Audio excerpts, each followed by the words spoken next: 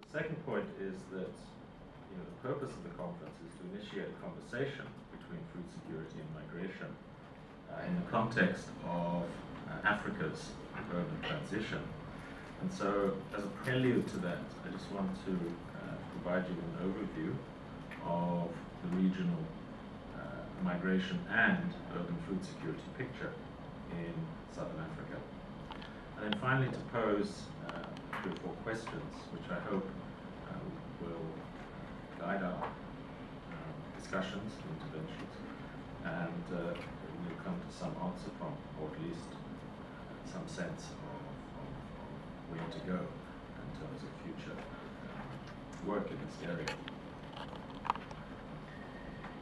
I want to start with the Millennium Development Goals, which of course are now being rethought in terms of post-2015.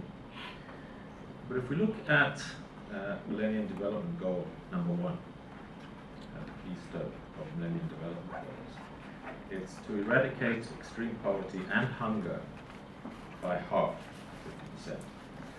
And to do, in terms of specific metrics or measures, to reduce by half the proportion of people who suffer from hunger, reduce by half the prevalence of underweight children under 5 years of age, and to reduce by half the proportion of the population below the minimum level of dietary energy consumption.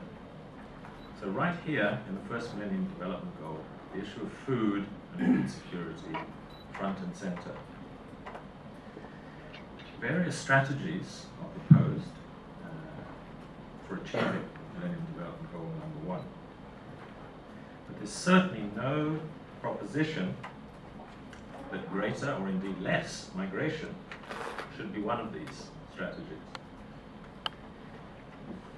And it's actually not that surprising, because if you look down through the Millennium Development Goals, you find that it's not because migration is unimportant, but it's actually ignored completely in all of the goals.